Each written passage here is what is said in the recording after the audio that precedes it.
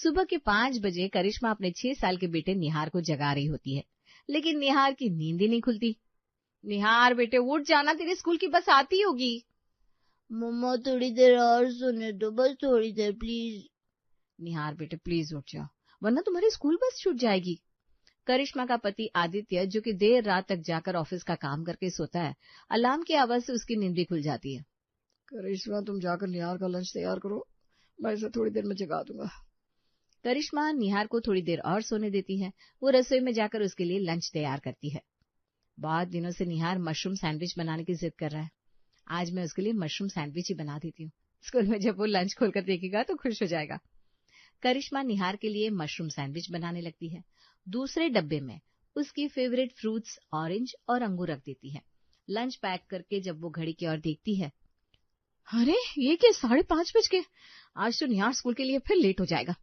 करिश्मा निहार को जगाने के लिए कमरे में जाती है तो देखती है आदित्य निहार को तैयार कर रहा है। करिश्मा निहार के जूते और मोजे कहाँ रखे हैं, इसे जूते मोजे पहना दो ना। करिश्मा निहार के जूते मोजे लेकर आती है। ओहो, आज तो फिर गड़बड़ हो गई। क्या हुआ, निहार के जूते पॉलिश नहीं है क्या? तुम कल भी निहार के जूते पॉलिश करना भूल गई थी। अरे घर के सारे काम मुझे ही तो करना है, चाहे कल करूं या आज करूं। निहार के जूते मुझे ही पॉलिश करना है, घर के काम में तुम्हारा कोई कंट्रीब्यूशन नहीं है। करिश्मा निहार के जूते पॉलिश करती है और फिर उसे जूते मोजे पहनाती है। हड़बड़ी में वो उल्टे पैरों में मोजे पहना देती है। मम्मा मेरे पैरों में कुछ चुभ रहा है, इसे ठीक कर दो ना। लगता है तुमने निहार के उल्टे पैरों में मोजे पहना दिया है। करिश्मा निहार के मोजे बदलती है और ये सब करते करते घड़ी में 6 बज जाते हैं। निहार की स्कूल बस आकर चली जाती है। जिसका डर था वही हुआ, निहार की स्कूल बस छूट गई। सुबह कितनी भी जल्दी करो देर हो ही जाती है। तुम चिंता मत करो, मैं निहार को स्कूल छोड़ दूंगा।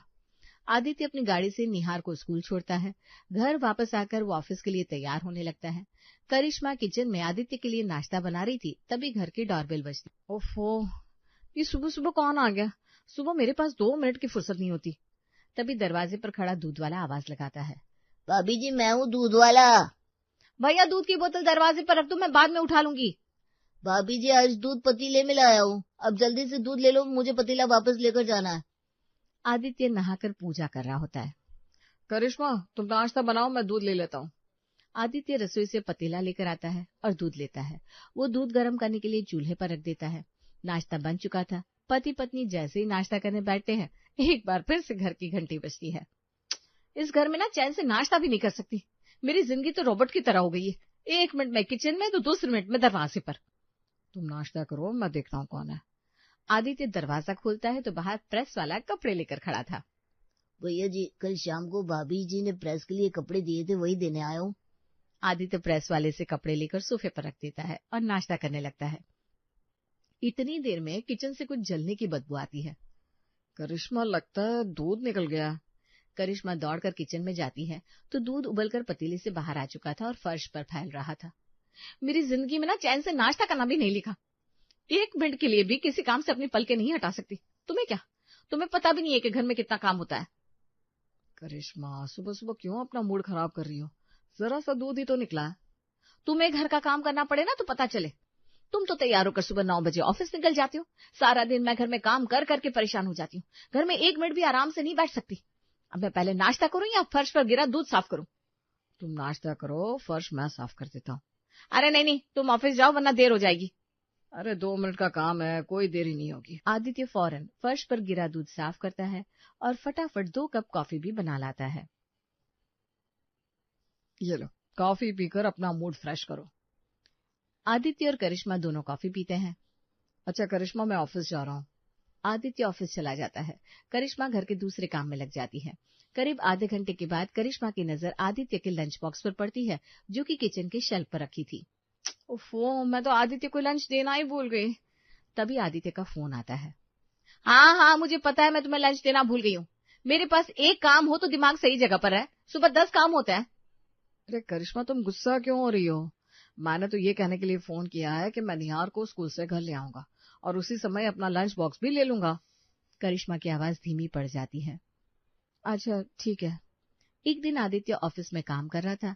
उसी समय उसकी माँ का फोन आता है। आदित्य बेटा, तेरी बहुत याद आ रही है, थोड़े दिन के लिए बहू को लेकर घर आ जाना। माँ, अभी ऑफिस में वर्क प्रेशर बहुत है, छुट्टियां नहीं मिलेंगी। निहार के स्कूल में भी छुट्टियां नहीं है। आप और पिताजी कुछ दिन के लिए हमारे पास आ जाओ ना, मैं आप दोनों को शहर भी घुमा दूंगा। ऐसा करता हूँ, मैं आप दोनों की कल की टिकटें ही बुक करा देता हूँ। ठीक है बेटा, मैंने तेरे लिए चने के लड्डू बनाए हैं, तुझे पसंद है ना? हाँ माँ, कितने दिन हो गए तुम्हारे हाथ के बने चने के लड्डू नहीं खाए। आदित्य अपने माँ और पिता की ट्रेन की टिकटें बुक करा देता है। शाम को जब आदित्य घर आता है। करिश्मा, कल सुबह की ट्रेन से माँ और पिताजी आ रहे हैं। क्या? माँ और पिताजी आ रहे हैं? हाँ, क्यों, क्या हुआ? तुम उनके आने से खुश नहीं हो क्या? ऐसी बात नहीं है, लेकिन तुमने घर की हालत देखी है। माँ को गंदगी पसंद नहीं है। तुम्हारी अलमारी, निहार के खिलौने, ये सब बिखरे पड़े। माँ सबसे पहले घर की हालत देखेंगी, फिर मुझे कहेंगी मैं घर में सारा दिन करती क्या हूँ। अरे उन्हें क्या पता है, इस घर में अगर मैं कुछ दिन कुछ ना करूँ ना तो घर घर नहीं कबाड़ खाना बन जाएगा। लेकिन किसी को मेरी कदर कहाँ है। बस करो करिश्मा, तुम बेकार में इतना टेंशन ले रही हो। बेकार में टेंशन ले रही हूँ? अब तुम ही बताओ कि मैं अभी घर की सफाई करूँ या निहार का होमवर्क कराऊं। अभी रात का खाना भी बनाना है। तुम बिल्कुल भी परेशान मत हो, तुम निहार को होमवर्क कराओ। घर की सफाई मैं कर दूंगा और खाना हम बाहर से मंगा लेंगे। तुम इस घर को संवार लोगे? तुमसे नहीं हो पाएगा, मुझे ही करना पड़ेगा। आदित्य रसोई में जाकर अदरक वाली चाय बनाता है और करिश्मा को लाकर देता है। पहले चाय पी लो, फिर घर की सफाई कर लेना। करिश्मा चाय पीने लगती है और साथ में निहार का होमवर्क कराती है। इसी बीच आदित्य फटाफट घर की सफाई कर देता है और खाना बाहर से ऑर्डर कर देता है। चाय पीने के बाद जब करिश्मा घर में जाती है तो कमरे को साफ सुथरा देखकर हैरान रह जाती है। घर किसने साफ किया? बंदा हाजिर है मैडम। मैंने सफाई भी कर दी और खाना भी ऑर्डर कर दिया है। आपने ये सब इतनी जल्दी कैसे कर लिया? अरे वो सब छोड़ो, चलो खाना खाते हैं। पहले खाना आने तो दो। तभी डिलीवरी बॉय खाना लेकर आता है। तीनों साथ में बैठकर रात का खाना खाते हैं। अगले दिन, मुझे माँ पिताजी को लाने जाना होगा ना? अरे नहीं नहीं, माँ पिताजी को लाने के लिए मैं जाऊंगा। मैंने आज ऑफिस से हाफ डे की छुट्टी ले ली है। आदित्य सुबह घर के काम में करिश्मा का हाथ बटाता है और 10 बजे रेलवे स्टेशन जाकर अपने माँ और पिताजी को घर ले आता है। जिसके बाद आदित्य स्कूल जाकर निहार को घर लाता है और उसके बाद वो ऑफिस चला जाता है। जब से आदित्य के माँ पिताजी घर आए थे, आदित्य सुबह जल्दी उठकर घर के काम में करिश्मा का हाथ बटाया करता। शाम को भी वो घर जल्दी आ जाता। माँ पिताजी, चलो आप दोनों को पार्क में घुमा लाता हूँ। इवनिंग वॉक भी हो जाएगी और आप दोनों का दिल भी बहल जाएगा। एक दिन करिश्मा की तबीयत खराब हो जाती है। वो सुबह उठ नहीं पाती और उसे लगता है कि ना तो निहार स्कूल जा सका है और ना ही घर का कोई काम हुआ है। अगर एक दिन मैं ना उठूं ना तो इस घर के सारे काम रुक जाते हैं। अरे कौन सा काम रुक गया अब? निहार स्कूल नहीं गया, ना ही घर में खाना बना है। तबीयत खराब है तो क्या हुआ, सारे काम तो मुझे ही करने हैं। अरे निहार स्कूल चला गया, खाना भी बन गया और घर के सारे काम भी हो गए और अब मैं ऑफिस जा रहा हूँ। सारे काम किसने किए? निहार को किसने तैयार किया? माँ की मदद से मैंने घर के सारे काम कर दिए। तुम्हारा नाश्ता टेबल पर रख दिया है। सुबह 11 बजे की डॉक्टर की ऑनलाइन कंसल्टेशन है। तुम डॉक्टर को दिखा लेना और प्रिस्क्रिप्शन की स्क्रीनशॉट मुझे भेज देना। मैं दवाइयाँ भिजवा दूंगा। लेकिन निहार को स्कूल से लाना होगा। अरे भाई, इतना तो तुम्हें करना होगा। मैं दिन के 12 बजे तक तो यहाँ नहीं रुक सकता। वही तो मैं कहती हूँ कि ऐसा हो ही नहीं सकता कि एक पूरा दिन मुझे आराम मिल जाए। अभी से लेकर रात तक घर की सारी जिम्मेदारी मुझे ही निभानी होगी ना। करिश्मा, आखिर मुझे भी तो नौकरी करनी है। अगर मैं नौकरी नहीं करूंगा तो घर कैसे चलेगा? तुम्हें लगता है कि ये घर सिर्फ तुम चलाते हो? घर का काम ऑफिस के काम से बहुत ज्यादा होता है। ऑफिस के काम से तो 9 घंटे में छुट्टी मिल जाती है, लेकिन घर के काम से 24 घंटे छुट्टी नहीं मिलती। तुमसे तो बहस करना ही बेकार है। आदित्य ऑफिस चला जाता है। कुछ दिनों बाद आदित्य के माता पिता गांव चले आते हैं। आदित्य को भी ऑफिस के काम से दूसरे शहर जाना पड़ता है। करिश्मा, मुझे 2 महीने के लिए बैंगलोर जाना पड़ेगा। ऑफिस का इम्पोर्टेंट प्रोजेक्ट है जिसे मैं ही हैंडल कर सकता हूँ। तुम अपना और निहार का ध्यान रखना। सिर्फ निहार का क्यों? पूरे घर का ध्यान मैं ही तो रखती हूँ। तुम जाओ अपने काम पर, मेरी चिंता मत करो, मैं सब संभालूंगी। ठीक है, मैं आज शाम की फ्लाइट से जा रहा हूँ। शाम को आदित्य 2 महीने के लिए बैंगलोर चला जाता है। घर में करिश्मा और निहार रह जाते हैं। आदित्य के जाने के बाद, मम्मा मेरा होमवर्क करा दो।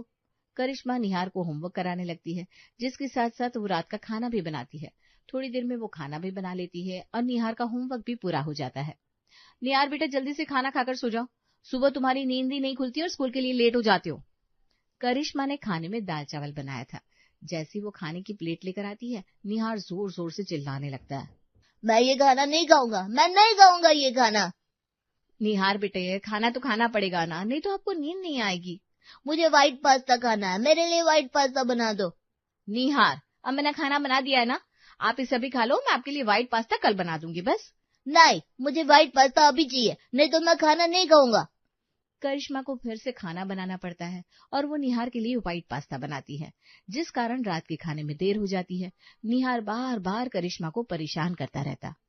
मम्मा जल्दी खाना दो, मुझे भूख लगी है। निहार बेटा बस 5 मिनट और। लेकिन निहार लगातार शोर मचाता है। तब करिश्मा को आदित्य की याद आती है कि जब कभी भी निहार परेशान करता था तो आदित्य उसे बाहर घुमाने ले जाता था और निहार चुप हो जाता था और वो अपना काम आसानी से कर पाती थी। लेकिन उस रात करिश्मा कोई एक ही काम कर सकती थी, या तो वो निहार के लिए पास्ता बनाती या फिर उसे घुमाने ले जाती। कुछ देर के बाद खाना बन जाता है और करिश्मा निहार को खाना खिलाकर बेड पर सुला देती है। वो रसोई में जाकर बर्तन साफ करने लगती है। थोड़ी देर के बाद निहार उसके पास आता है। निहार बेटा, तुम अभी तक सोए नहीं हो? मम्मा तुम भी चलो, मुझे अकेले नींद नहीं आ रही है। करिश्मा रसोई का काम अधूरा छोड़कर निहार को सुलाने लगती है, जिस कारण रसोई का काम भी अधूरा रह जाता है और ना तो वो सुबह के लिए निहार का स्कूल बैग तैयार कर पाती है, ना उसके जूतों में पॉलिश कर पाती है। अगले दिन निहार को तैयार करने में देर हो जाती है और निहार की स्कूल बस छूट जाती है। करिश्मा कैब बुक करने की कोशिश करती है, लेकिन कैब बुक होने के बाद भी कैब ड्राइवर ना तो उसका फोन उठा रहा था, ना ही वो लोकेशन पर पहुंचता है। करिश्मा बार बार ड्राइवर को फोन करती है। भैया फोन उठाओ, फोन उठाओ। करिश्मा कैब ड्राइवर को मैसेज करती है, लेकिन वो उसके मैसेज का कोई जवाब भी नहीं देता। कैब के चक्कर में आज निहार का स्कूल छूट जाएगा। करिश्मा निहार को लेकर पैदल ही स्कूल जाने लगती है। वो निहार का हाथ पकड़कर लगभग दौड़ने ही लगी थी। मम्मा धीरे चलो। निहार बेटा, धीरे चलोगे तो तुम्हारी स्कूल छूट जाएगी, हमारे पास सिर्फ 5 मिनट बचे हैं, चलो फटाफट। किसी तरह दौड़ते भागते करिश्मा निहार को स्कूल पहुंचाती है। उस समय उसे आदित्य की याद आती है। आदित्य होते तो निहार को तैयार करने में मेरी मदद करते और देर होने पर उसे गाड़ी से स्कूल भी छोड़ देते। आज हम दोनों को इस तरह से भागकर स्कूल नहीं जाना पड़ता। ये सब सोचते हुए वो घर पहुंचती है और घर के दूसरे काम में लग जाती है। घड़ी में 10 बज चुके थे। बहुत थक गई हूँ। आदित्य होते तो मेरे लिए कॉफी बना देते, मुझे खुद ही कॉफी बनानी पड़ेगी। लेकिन जब वो कॉफी बनाने जाती है तो देखती है कि आज दूध वाले ने दूध ही नहीं दिया। आज दूध वाला दूध देने नहीं आया। अब आधे लीटर दूध की थैली लेने के लिए बाहर कौन जाएगा, लेकिन निहार को तो दूध देना ही पड़ेगा। घर के काम से थक चुकी करिश्मा का अब बाहर जाने का बिल्कुल मन नहीं था, लेकिन दूध लाने के लिए उसे बाहर जाना ही पड़ता है। वो बाजार जाकर दूध लाती है और अपने लिए कॉफी बनाती है। कॉफी पीने के बाद सोफे पर ही उसकी आंख लग जाती है। करीब 2 घंटे के बाद फोन की घंटी से उसकी आंख खुलती है। निहार के स्कूल बस का ड्राइवर उसे फोन कर रहा था। करिश्मा फोन उठाती है। मैडम जी, कब से बस स्टॉप पर आपका इंतजार कर रहा हूँ। अब निहार को लेने नहीं आओगी क्या? मुझे दूसरे बच्चे को भी उनके घर छोड़ने जाना है। 2 मिनट रुको भैया, मैं अभी आ रही हूँ। करिश्मा दौड़ते हुए बस स्टॉप पर जाती है तो देखती है निहार रो रहा है। मम्मा आज तुम लेने क्यों नहीं आई? पापा रोज टाइम पर मुझे लेने आते थे, अब पापा को बुलाओ। निहार बेटा, पापा ऑफिस के काम से बाहर गए हैं ना, लेकिन मैं प्रॉमिस करती हूँ कल से आपको टाइम पर स्कूल पहुंचा दूंगी और टाइम पर लेने भी आ जाऊंगी। अब झूठ बोलती हो। करिश्मा के लेट आने के कारण निहार बहुत डरा हुआ था। उसे मनाने में करिश्मा को घंटे लग जाते हैं।